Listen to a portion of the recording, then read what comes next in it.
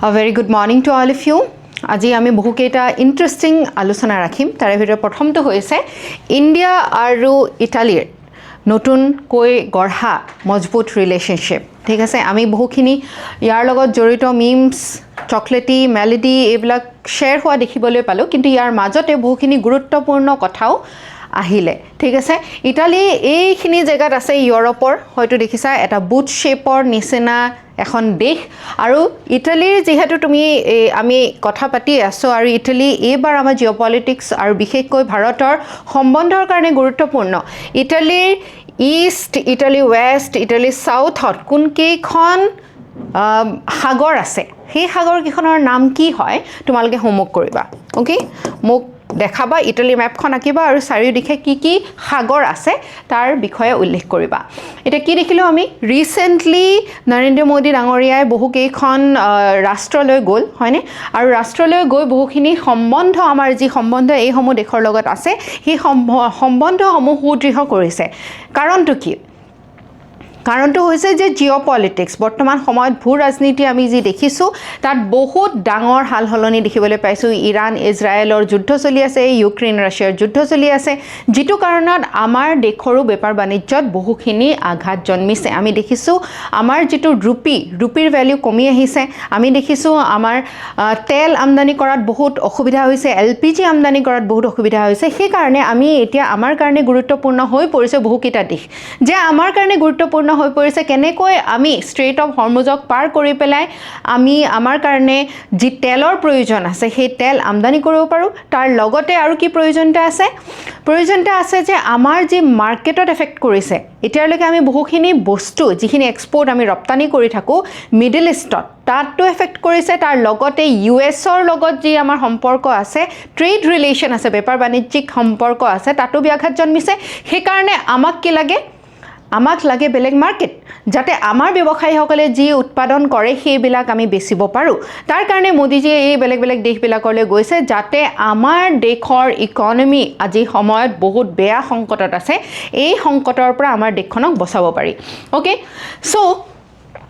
মোদীজীৰ এই ভিজিটটোৱে কি কৰিলে ইণ্ডিয়া আৰু ইটালীৰ যি সম্পৰ্ক আমি সম্পৰ্কবিলাক যেতিয়াই চাওঁ দ্বিপাক্ষিক সম্বন্ধবিলাক সেই সম্বন্ধবিলাকৰ বেলেগ নাম থাকে নামবিলাক এনেকৈ পৰে যেনেকৈ আমাৰ সম্বন্ধবিলাক সুদৃঢ় হয় ঠিক তেনেকৈ সম্পৰ্কৰ নামো সলনি হয় ঠিক আছে এতিয়া আগতে আমাৰ ইটালী আৰু আমাৰ মাজত আছিলে ষ্ট্ৰেটেজিক পাৰ্টনাৰশ্বিপ আৰু এতিয়া এই সম্পৰ্কটো হৈ পৰিছে স্পেচিয়েল ষ্ট্ৰেটেজিক পাৰ্টনাৰশ্বিপ আৰু বেছি সুদৃঢ় আৰু বেছি গভীৰ কৰিবলৈ যত্ন কৰা হৈছে both countries adopted India Italy joint strategic action plan আমাৰ দুয়োখন দেশৰে কাৰণে এটা ষ্ট্ৰেটেজিক প্ল্যান এটা পৰিকল্পনা লোৱা হৈছে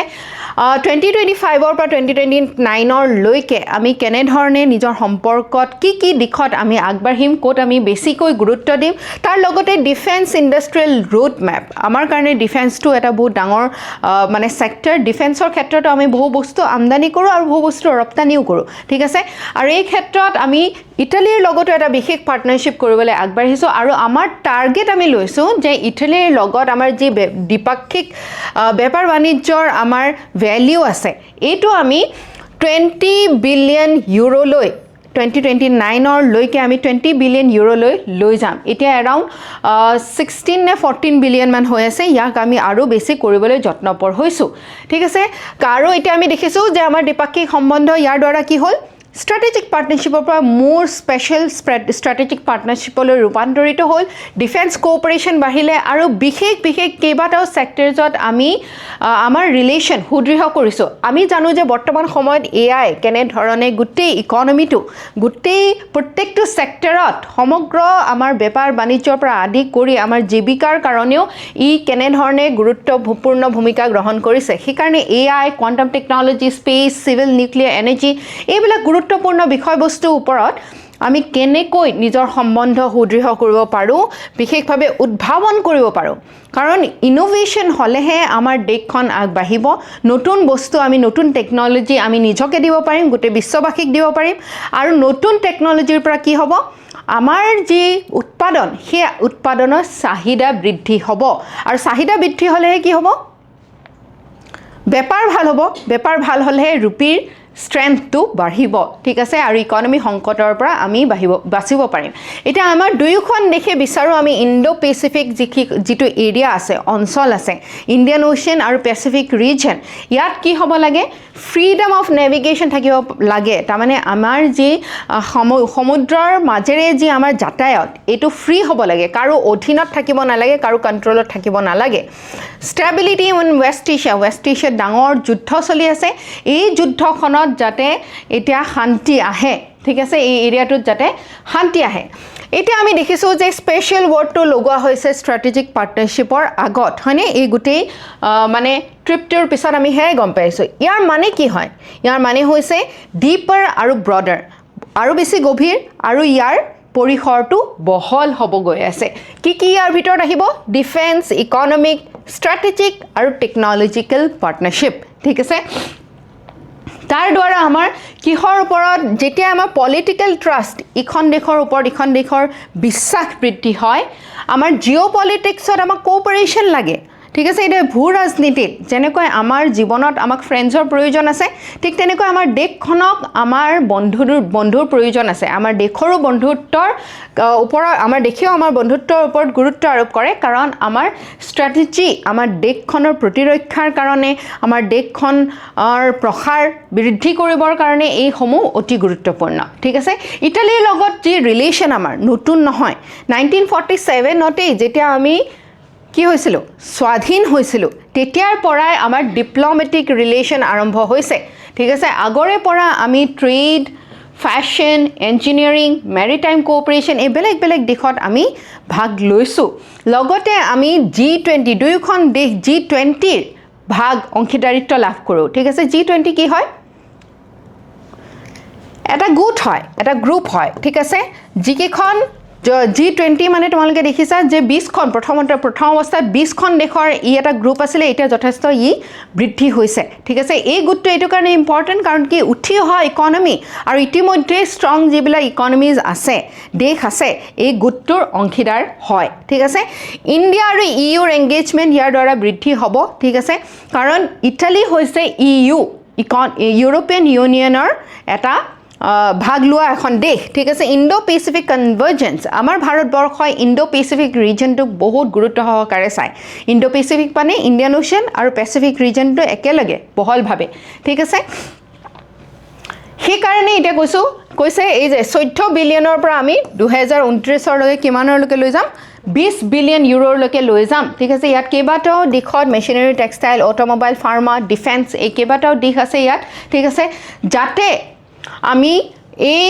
মাৰ্কেট এক্সেছটো পাওঁ আমি বেলেগ দেশৰ আমাক মাৰ্কেট কিয় প্ৰয়োজন কাৰণ আমাৰ যি উৎপাদন হয় আমাৰ যি গুডছ আমাৰ যি সামগ্ৰী আছে আমাৰ যি সেৱা আছে সেইখিনিটো বিক্ৰীও কৰিব লাগিব বিক্ৰী কৰিলেহে দেশৰ লাভ হ'ব হয়নে তাৰ কাৰণে আমাক মাৰ্কেট লাগিব এতিয়া মাৰ্কেটৰ প্ৰব্লেম হৈ আছে USA আমাক ট্ৰেড ৱাৰ লগাইছে বহুতখিনি ট্যাৰিফ টেক্স বঢ়াই দিছে শুল্ক কৰ হয়নে যেটো কাৰণে আমাৰ বস্তু তাত আমি বিক্ৰী কৰিব পৰা নাই এতিয়া সেইকাৰণে আমি বেলেগ বেলেগ মাৰ্কেটৰ সন্ধানত আছো আৰু ইউৰোপিয়ান ইউনিয়নৰ লগত আমাৰ ৰিসেন্টলি এখন বহুত দীঘলীয়া সময়লৈকে ফচি থকা এখন ডিল ফাইনেল হ'ল সেইখন হৈছে ফ্ৰী ট্ৰেড এগ্ৰিমেণ্ট আৰু এই ফ্ৰী ট্ৰেড এগ্ৰিমেণ্টৰ যিহেতু ইটালীও এটা পাৰ্ট হয় হয়নে সো সেই তাৰ পৰা আমি লাভান্বিত হ'ব পাৰোঁ ঠিক আছে যিখন 2026 চনত জানুৱাৰীত আমি ফাইনেলাইজ কৰিলোঁ এই FTA খন আমাৰ বেপাৰ বাণিজ্য আমাৰ ইকনমিৰ কাৰণে আমাৰ অৰ্থনীতিৰ কাৰণে এখন বহুত গুৰুত্বপূৰ্ণ ডিল ইয়াৰ দ্বাৰা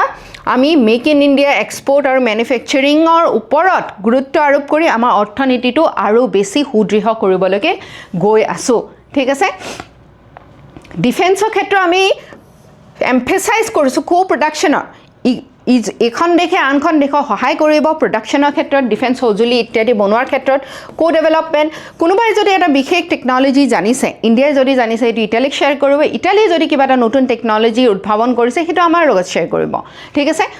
এৰিয়াজ অফ কোঅপাৰেশ্যন কি হ'ব হেলিকপ্টাৰ্ছ নেভেল প্লেটফৰ্মছ মাৰিন আৰ্মামেণ্টছ আৰু ইলেক্ট্ৰনিক ৱাৰফেয়াৰ ছিষ্টেমছত আমাক সহায় কৰিব আৰু বিশেষকৈ ইটালীক তোমালোকে দেখিছা তাৰ দেশখন চাৰিওদিশে এই সাগৰ হয়নে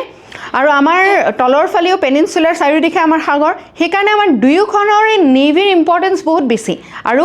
ইটালীয়ে ইতিমধ্যে নিজৰ নেভি ষ্ট্ৰং কৰিবৰ কাৰণে যথেষ্ট যত্নপৰ হৈছে তাৰ দ্বাৰা আমি সহায় লাভ কৰিম অনাগত দিনত ঠিক আছে সো এইখিনি কথা আমি পাতি লৈ কেনে ধৰণে ইয়াক আৰু বেছি উৎসাহিত কৰিব আৰু এতিয়া বৰ্তমান ইণ্ডিয়াৰ ফৰেন পলিচি যদি তোমালোকে চোৱা আমি বেলেগ দেশৰ লগত আমাৰ যি সম্বন্ধ বা গোটেই ভূ ৰাজনীতিত আমি যদি কেনে ধৰণে আগবাঢ়িছো হেয়া চাওঁ তেনেহলে দেখিবলৈ পাওঁ যে আমি কেনেকুৱা এখন মানে কেনেকুৱা এটা জিঅ'পলিটিকেল ষ্ট্ৰেটেজি লৈ আহিছোঁ আমি মাল্টি এলাইনমেণ্ট কোনো এখন দেশৰ বন্ধু হৈ ৰোৱা নাই আমি ৰাছিয়াৰ লগতো সম্বন্ধ ৰাখিছোঁ ইৰাণৰ লগতো ৰাখিছোঁ USA লগতো ৰাখিছোঁ চাইনাৰ লগতো ৰাখিছোঁ ইটালী বা EUৰ লগতো ৰাখিছোঁ অ'কে কাৰণ আজিৰ দিনত আমি বেছি শত্ৰু গোটাব লাগে নে আজিৰ দিনত আমি বেছি বন্ধু গোটাব লাগে জিঅ'পলিটিক্সত কি লাগে আমাক বন্ধু লাগে শত্ৰু হ'লে কি হ'ব প্ৰত্যেকটো দিশত আমাৰ দিগদাৰ আছে যদি যুদ্ধ হয় আমাৰ প্ৰবলেম হয়নে যদি বেপাৰ বাণিজ্যত আঘাত হয় হেতুও আমাৰ প্ৰবলেম সেইকাৰণে আমাক আজিৰ দিনত বন্ধুত্বৰ বেছি প্ৰয়োজন আছে আৰু ইটালীয়ে সেই বন্ধুত্ব আমাৰ লৈ আগবঢ়োৱাৰ কাৰণে আজি আমাৰ দেশৰ এটা বহুত ডাঙৰ খবৰ এটা বহুত ভাল খবৰ এইটো প্ৰশ্ন সমাধান কৰিবা with reference to India European Union relations consider the following statements Italy is a member of European Union আৰু নাটো হয়নে ইউৰোপিয়ান ইউনিয়নৰ হয় নে নহয় এতিয়া পঢ়িলা নে নপঢ়িলা হয় নাটোৰ হয় নে নহয় নাটো কি হয় নৰ্থ এটলান্টিক ট্ৰিটি অৰ্গেনাইজেশ্যন এইটো কি বস্তু হয় এই সংস্থাটো গঠন হৈছিলে কোল্ড ৱাৰ শীতল যুদ্ধৰ সময়ত কিয়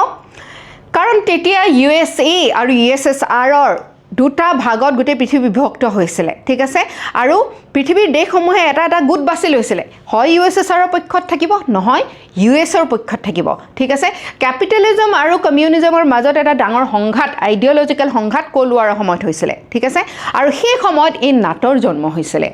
যে যিসমূহ USৰ পক্ষত থকা দেশ তেওঁলোকে কালেক্টিভ ডিফেন্সৰ এটা সংগঠন বনাইছিলে কালেক্টিভ ডিফেন্স মানে যদি কোনোবা এখন দেশক কোনোবাই প্ৰহাৰ কৰে বিশেষকৈ USSRৰ পক্ষপাতিত্বত থকা কোনোবা এখন দেশে যদি প্ৰহাৰ কৰে তেনেহলে একেলগে তেওঁলোকে সেইখন দেশক নিজৰ শত্ৰু বুলি জ্ঞান কৰিব বুজি পাইছা so it is a collective defence organisation আৰু ইটালী ইয়াৰ পাৰ্ট হয় প্ৰায় আমি দেখো যিসমূহ দেশত লিবাৰেলিজম আছে ইউৰোপিয়ান দেশত তেওঁলোকে নেটোৰ পক্ষপাতিত্ব লৈছে আৰু সেই কাৰণ নেটো এটা কাৰণ যিটো কাৰণত ৰাছিয়া আৰু ইউক্ৰেইনৰ যুদ্ধ আৰম্ভ হৈছে কাৰণ ইউক্ৰেইনে নেটোৰ ফালে যাবলৈ যত্ন কৰি আছিল বা নেটোৱে নিজৰ দুৱাৰ খুলি আছিল ইউক্ৰেইনৰ কাৰণে যিটো কাৰণত ৰাছিয়া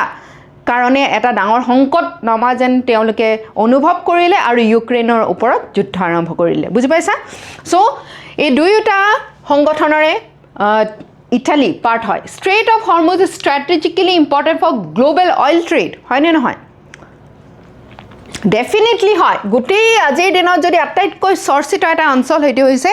ষ্ট্ৰেইট অফ হৰমুজ কাৰণ গোটেই বিশ্বৰ 20% 20% অইল ট্ৰেড এফালেদি আহে আমাৰ দেশৰো 60%তকৈ বেছি 70%তকৈ বেছি অইল এফালেদি আহে India's foreign policy increasingly follows a strategy of strategic autonomy strategic autonomy মানে কি আমি আমাৰ দেশৰ অটনমিটোৰ ওপৰত বেছিকৈ গুৰুত্ব দিওঁ যদি আমি ফৰেন পলিচি বা বেলেগ দেশৰ লগত সম্বন্ধ বা জিঅ'পলিটিক্সৰ কথা পাতোঁ ষ্ট্ৰেটেজিক অটনমি মানে আমাৰ দেশৰ অটনমি আমি নিজৰ সিদ্ধান্ত নিজেই গ্ৰহণ কৰিম নিজৰ দেশৰ কাৰণে যি ভাল হ'ব সেই অনুসৰিয়ে আমি সিদ্ধান্ত গ্ৰহণ কৰিম বুজি পাইছানে অটনমি কাৰো হেঁচাত কাৰো চাপত আহি পেলাই আমি কাম নকৰোঁ অ'কে সেইটো হৈছে ভাৰতৰ ষ্ট্ৰেটেজিক অটনমিৰ দিশ তাৰমানে এই গোটেইকেইটা সেন্টেন্সৰ ভিতৰত গোটেইকেইটা কাৰেক্ট হয়নে ইয়েছ নেক্সট আটাইতকৈ গুৰুত্বপূৰ্ণ এটা এজন ব্যক্তিৰ বিষয়ে আজি আমি কথা পাতিম সেই ব্যক্তিজন হৈছে আনন্দৰাম বৰুৱা তোমালোকে যিসকলে সিভিল সাৰ্ভেন্ট হ'বলৈ বিচাৰা এইজন হৈছে সেইজন ব্যক্তি অসমৰ প্ৰথমজন ব্যক্তি যি ICS অফিচাৰ হৈছিলে ইণ্ডিয়ান সিভিল সাৰ্ভিচ সত জয়েন কৰিছিলে যিটো সময়ত ভাৰতীয় ইণ্ডিয়ান সিভিল সাৰ্ভিসত জয়েন কৰাটো বৰ সহজ কথা নাছিলে ফাৰ্ষ্ট এছএমইজ to join Indian civil service in 1800সত তেওঁ 20 বছৰ বয়সতে ইণ্ডিয়ান সিভিল সাৰ্ভিস জয়েন কৰা প্ৰথমজন অসমীয়া আছিলে ঠিক আছে সো ইণ্ডিয়ান সিভিল সাৰ্ভিস আজিৰ দিনতে ভাবি চোৱা যে মানে ইণ্ডিয়ান এডমিনিষ্ট্ৰেটিভ সাৰ্ভিস যেটো ইণ্ডিয়ান সিভিল সাৰ্ভিস আছিলে পিছত যেতিয়া আমাৰ ভাৰত স্বাধীন হ'ল তাৰ নাম হৈ পৰিল ইণ্ডিয়ান এডমিনিষ্ট্ৰেটিভ ছাৰ্ভিচ IAS ঠিক আছে আজিৰ দিনতে UPSC পৰীক্ষা কিমান কঠিন হয়নে গোটেই ৰাষ্ট্ৰীয় পৰ্যায়ৰ এটা বহুত প্ৰতিযোগিতামূলক ডাঙৰ পৰীক্ষা তাৰ লগতে সেই সময়ত যেতিয়া ব্ৰিটিছে আমাক শাসন কৰি আছিলে যেতিয়া ব্ৰিটিছে খুব কম সংখ্যক আমাৰ ভাৰতীয়ক সেই ধৰি লোৱা সেই অনুমতিটো দিছিলে এই পৰীক্ষাটো দিবলৈ সেই সুবিধাটো দিছিলে সেই কিমান অকণমান কিমান ক্ষীণ এটা সুবিধা তেওঁ লাভ কৰি তেওঁ জিলিকিবলৈ সক্ষম হৈছিলে সেইটো কম ডাঙৰ কথা নহয় কেৱল অসমৰেই নহয় ভাৰতৰ কাৰণে তেওঁ এজন উজ্জ্বল নক্ষত্ৰ আৰু তেওঁ মে' 21 অৰ্থাৎ যোৱাকালি তেওঁৰ কি হৈছিলে তেওঁৰ পুণ্যতিথি তেওঁৰ জন্মতিথি আমি উদযাপন কৰিলোঁ ঠিক আছে এতিয়া তেওঁৰ জন্মতিথি আমি গোটেই অসমত উদযাপন কৰা দেখিবলৈ পালোঁ তেওঁ জন্ম হৈছিলে 21 মে' তাৰিখে 1850ত ঠিক আছে আৰু 1850ত তেওঁ নৰ্থ গুৱাহাটীত জন্ম লাভ কৰিছিলে এটা সমৃদ্ধ আৰু এটা বহুত সম্ভ্ৰান্ত পৰিয়ালত নৰ্থ গুৱাহাটীত তেখেতৰ জন্ম হৈছিলে এক্সেপশ্যনেল ইণ্টেলিজেন্স তেওঁ সৰু একদম শিশুকালৰ শৈশৱকালৰেই পৰা তেওঁ অত্যন্ত মেধাৱী আছিলে আৰু বহুত তীক্ষ্ণ বুদ্ধিৰ আছিলে বিশেষকৈ তেওঁ বহু ভাষী তেওঁ আছিলে ইংৰাজী অসমীয়া তাৰ লগতে সংস্কৃত ভাষাত তেওঁ পাকৈত আছিলে আৰু 1826ৰ পিছৰে পৰা আমি জানো আমাৰ অসমখন ব্ৰিটিছৰ শাসনলৈ আহিছিলে ইয়াণ্ডাবু ট্ৰিটিৰ পিছত হয়নে আৰু তেওঁ সেই সৰুৰে পৰা যে একাডেমিকেলি বহুত ব্ৰিলিয়েণ্ট আছিলে আৰু কেৱল ব্ৰিলিয়েণ্টে নহয় তেওঁ যেতিয়া চাকৰি জইন কৰিলে তেতিয়া তেওঁ এডমিনিষ্ট্ৰেটিভ প্ৰশাসনিক দক্ষতাৰো তেওঁ চিনাকি দিলে আৰু তেওঁ সেইখিনি চাকৰি কৰি থকা অৱস্থাটো তাৰ আগতেও সংস্কৃত ভাষা আৰু অসমীয়া ভাষাৰ কাৰণে যথেষ্ট অৰিহণা আগবঢ়াই থৈ গৈছে অ'কে চ' তেখেতক আজি আমি চিনি পোৱাটো অতি গুৰুত্বপূৰ্ণ তেখেতৰ কথা আমি পুনৰ পতাটো আলোচনা কৰাটো বহুত গুৰুত্বপূৰ্ণ যাতে তোমালোকৰ মাজত যদি কিবা কাৰণত সেই হীনমান্যতা আছে যে তোমালোকে UPSC দিব পাৰিবা নে নোৱাৰিবা তোমালোকে IAS হ'ব পাৰিবা নে নোৱাৰিবা তেনেহ'লে আনন্দৰাম বৰুৱাদেৱে সেই কথা কেতিয়াবাতে প্ৰমাণ কৰি থৈ গৈছে যে আমাৰ অসমীয়া ছাত্ৰ ছাত্ৰী মেধাৱী কিমান হয় আমাৰ অসমীয়া ছাত্ৰ ছাত্ৰী কিমান তীক্ষ্ণ বুদ্ধিৰ হয় কাৰণ সেই সময়ত ICSত জইন কৰাটো বৰ সহজ কথা নাছিলে আজিৰ দিনতো ভাবি চোৱা 100 গুণ বেছি তেতিয়া প্ৰতিযোগিতাত নামিবলগীয়া হৈছিলে কাৰণ ব্ৰিটিছৰে তেতিয়া দপদপনি বেছি আছিলে আমাৰ ভাৰতীয়সকলক ইমান বেছি এলাউ কৰা নাছিলে অ'কে চ' তেওঁ তাৰ পিছত যেতিয়া তেওঁ চাকৰি জইন কৰিলে ৰেভিনিউ ল এণ্ড অৰ্ডাৰ গভৰ্নেন্সত যথেষ্ট তেওঁ দক্ষতা অৰ্জন কৰিবলৈ সক্ষম হ'ল আৰু এটা ভাল এডমিনিষ্ট্ৰেটিভ কেৰিয়াৰ লৈ পেলাই তেওঁ চাৰ্ভ কৰিলে ক'ত বেংগলত বিহাৰত চেণ্ট্ৰেল প্ৰভিন্সেছত ঠিক আছে আৰু নিজৰ সত্য নিষ্ঠাৰে নিজৰ দক্ষতাৰে তেওঁ নিজৰ সুনাম কঢ়িয়াই আগবাঢ়ি যাবলৈ সক্ষম হ'ল তেওঁৰ ফেমাছ ৱৰ্ক এইটো ওপৰত তোমালোকক প্ৰিলিমছত প্ৰশ্ন আহিব পাৰে ঠিক আছে তেওঁ লিখিছিলে Bhavabhuti and is place in Sanskrit literature ঠিক আছে ভৱভূতিৰ কি স্থান আছে সংস্কৃত যি লিটাৰেচাৰ আছে তাৰ ওপৰত তেওঁৰ এটা লিখনি আছে অ'কে তেওঁ মডাৰ্ণ অসমীয়া যে আধুনিক অসমীয়াৰ কাৰণে লিটাৰেৰী এৱেৰনেছ আগবঢ়াইছিলে ঠিক আছে অসমীয়া ভাষাটোৰ ওপৰত মানুহৰ যি মানে ভালপোৱা সেই ভালপোৱা আগবঢ়াই লৈ যাবৰ কাৰণে কালচাৰেল কনফিডেন্স আমি নিজৰ ভাষা সংস্কৃতিৰ প্ৰতি যদি আমি লক্ষ্য নাৰাখোঁ আমি যদি চিনাকি নাৰাখোঁ তেনেহ'লে হয়তো আমি নিজকে চিনি নাপাম হয়নে আৰু যি মানুহে নিজকে চিনি নাপায় তেওঁ কেতিয়াবা আত্মবিশ্বাসী হ'ব পাৰিবনে কেতিয়াও নোৱাৰে সেইকাৰণে এইটো অত্যন্ত গুৰুত্বপূৰ্ণ আজিৰ প্ৰজন্মৰ কাৰণেও যে আমি নিজৰ ভাষাটো ভালকৈ ক'ব জানো লিখিব জানো আৰু ভাষাত যিখিনি আমাৰ ইতিমধ্যে বহুখিনি মূল্যৱান গ্ৰন্থ আছে কবিতা আছে আৰু যিখিনি সভ্যতা সংস্কৃতি ইতিমধ্যে উপলব্ধ তাৰ ওপৰত আমি অধ্যয়ন কৰোঁ কাৰণ আমি নিজকে যেতিয়া চিনাকি হ'ম ভালকৈ নিজৰ পৰিচয়টো তেতিয়াহে আমি ভালদৰে দাঙি ধৰিব পাৰিম আমি আত্মবিশ্বাসী হ'ম আৰু কোনো এজন ব্যক্তি সঁচা অৰ্থত সফল তেতিয়ালৈকে হ'ব নোৱাৰে যেতিয়ালৈকে সেই ব্যক্তিজন আত্মবিশ্বাসী নহয় অ'কে কনফিডেন্স যদি সেইজন ব্যক্তিৰ মাজত নাথাকে অ'কে চ' সেই কনফিডেন্সৰ সেই সময়ত আনন্দৰাম বৰুৱাই সেই পৰিচয় দাঙি ধৰিছে সেই কথাই আমাক শিকাই থৈ গৈছে হয়নে সো আমি বহুকেইটা বস্তু তেওঁৰ জীৱনৰ পৰা তেওঁৰ অনুপ্ৰাণিত হওঁ কেনেকৈ হাৰ্ড ৱৰ্ক কৰিব লাগে কেনেকৈ আমি কষ্ট কৰি নিজৰ যি পৰিচয় আছে সেই পৰিচয়টো সুনিশ্চিত কৰিব লাগে আৰু তোমালোকে আজিৰ দিনত কষ্ট কৰিলে সেই UPSCৰ নিচিনা পৰীক্ষা বহুবাৰ বহু অসমীয়াই যিটো য'ত কৃতকাৰ্যতা লাভ কৰিছে তোমালোকেও নিশ্চিতভাৱে লাভ কৰিব পাৰিবা ওকে এটা প্ৰশ্ন কৰিবা with reference to Anandaram Barua he was the first Assamese person to join the Indian civil service হয়নে কোনটো চনত তেওঁ কৰিছিলে 1850 তেখেতৰ জন্ম হৈছিলে মে 21 তাৰিখে হয়নে he was known for his contribution to Sanskrit scholarship Sanskrit ভাষাত তেওঁ পাকৈত আছিলে আৰু তেওঁ তাৰে ওপৰত গ্ৰন্থও লিখিছিলে হয়নে Definitely correct. He played an important role in Assam's intellectual renaissance. তাৰমানে renaissance মানে কি পুনৰ জীৱন পুনৰ জীৱিত কৰা ঠিক আছে সেই পুনৰ জীৱিত কৰা নিজৰ ভাষা সংস্কৃতিৰ প্ৰতি মানুহক পুনৰ আকৰ্ষিত কৰাৰ কাৰণে তেওঁ বহু পুৰুষাৰ্থ কৰিছিলে সেইকাৰণে আমি কি দেখিছোঁ গোটেইকেইটা ষ্টেটমেণ্ট কাৰেক্ট অ'কে ইয়াত তোমালোকে এটা মেইনছৰ প্ৰশ্ন লিখিবা Discuss the role of Anandaram Borua in intellectual and educational development of Assam. আমাৰ অসমৰ বৌদ্ধিক জগতখনৰ লগতে শৈক্ষিক জগতৰ ডেভেলপমেণ্টৰ কাৰণে বিকাশৰ কাৰণে তেওঁ কি অৰিহণা যোগাইছিলে Examine his relevance in contemporary India. বৰ্তমান সময়ত বৰ্তমান ভাৰতত তেওঁৰ ৰেলেভেন্স বা তেওঁৰ প্ৰাসংগিকতা কি আছে অ'কে আৰু এইটোত প্ৰশ্ন তোমালোকে কোনখন পেপাৰত পাব পাৰা কোনখন GS পেপাৰ 1 হয়নে য'ত কালচাৰ হিষ্ট্ৰী জড়িত হৈ আছে আৰু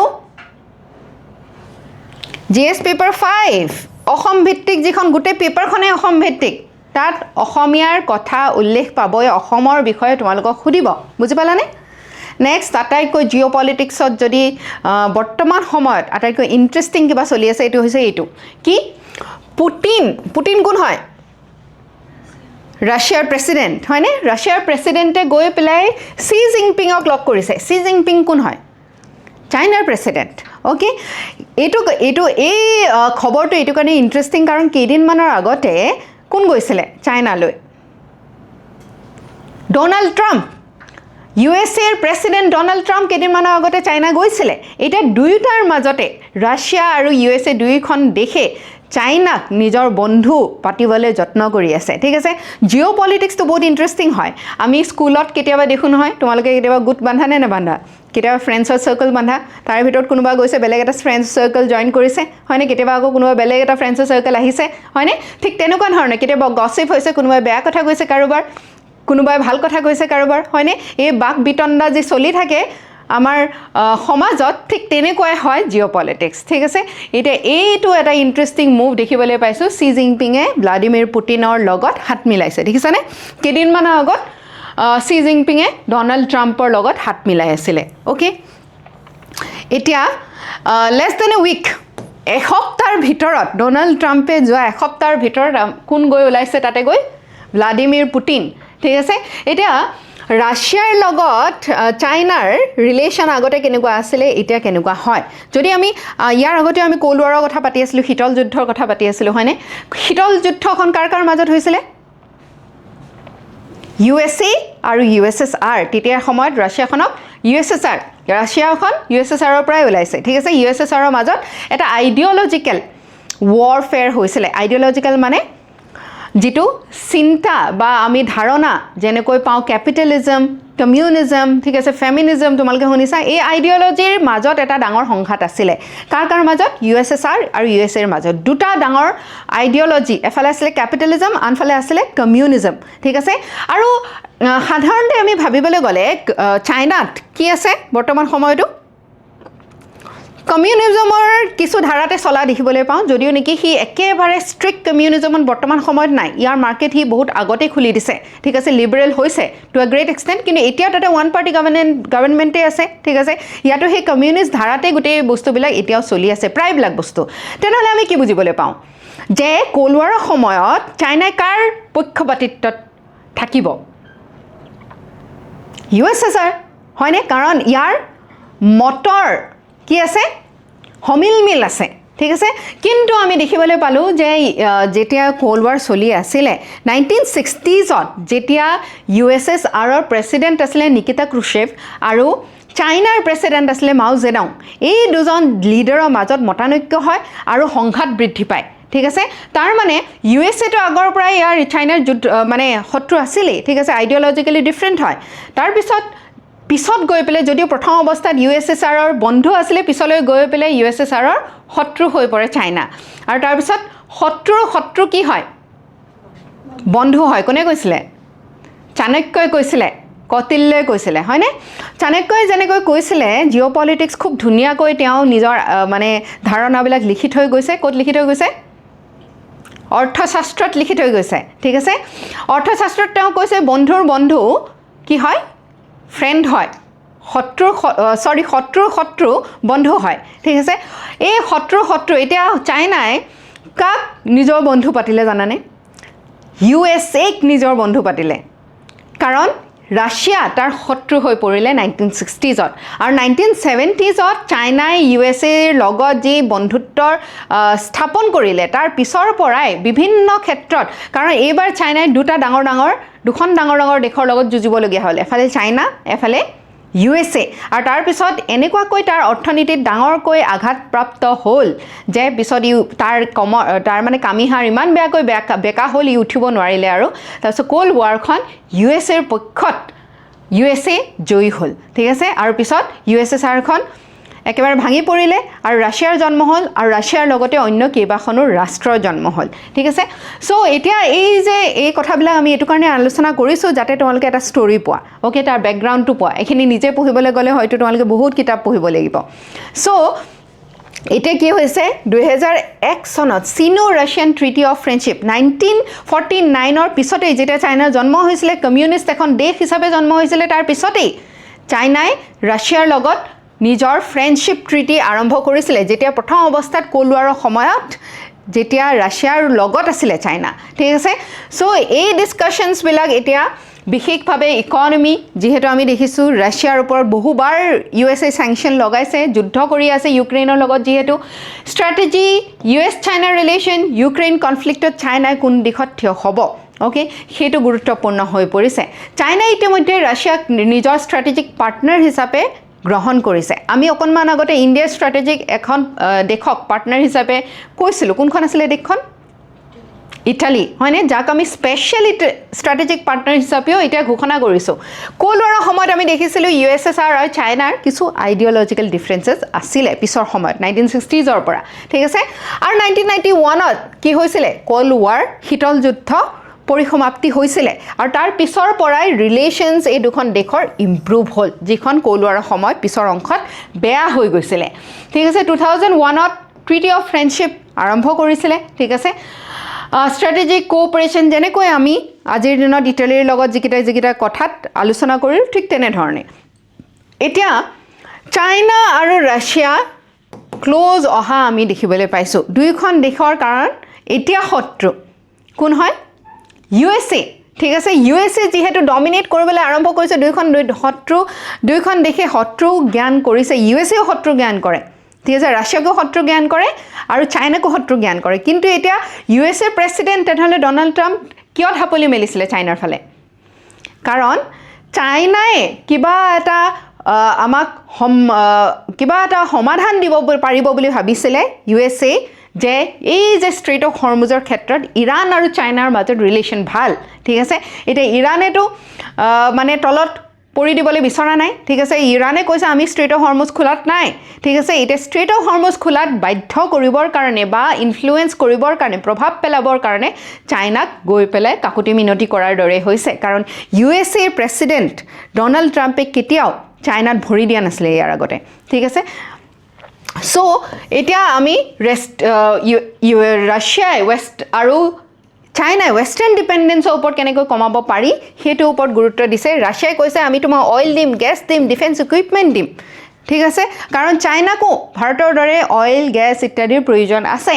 চাইনাই কি দিছে টেকনলজি দিছে ইনভেষ্টমেন্ট দিছে কনজিউমাৰ গুডছ দিছে সৰু সৰু এফএমজি গুডছৰ লগে লগে বহুখিনি সামগ্ৰী চাইনাই প্ৰডিউচ কৰে ঠিক আছে ইউক্ৰেইনৰ যুদ্ধ যেতিয়া 2022ত আৰম্ভ হৈছিল চাইনাই কোনটো পজিশন লৈছিল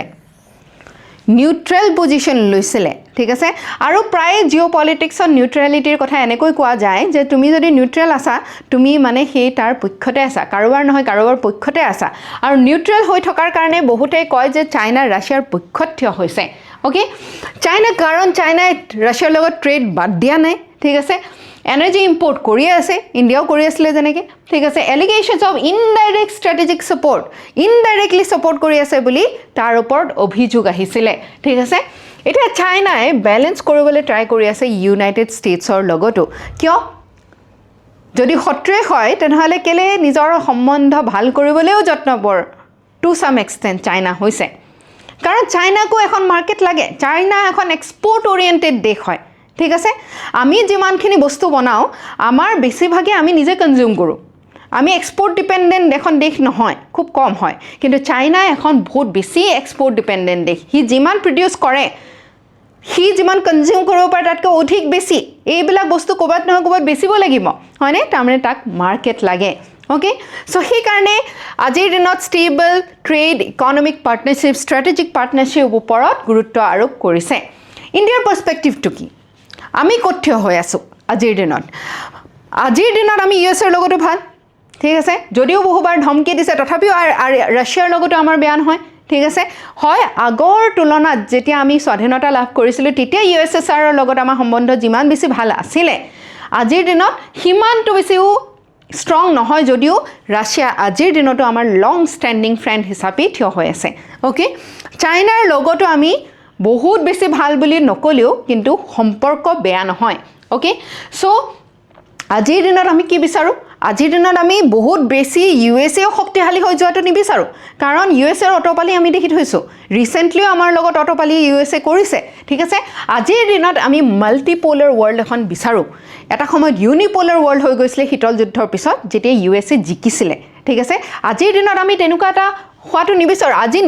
আমি নিজেও ইণ্ডিয়াখন এখন নিজেও এখন পোলাৰ ওয়াৰ্ল্ড বা এখন ষ্ট্ৰং ওয়াৰ্ল্ড বুলি আমি ভাবো ঠিক আছে সো মাল্টিপোলাৰ ওয়াৰ্ল্ড আমি বিচাৰো চাইনাও আছে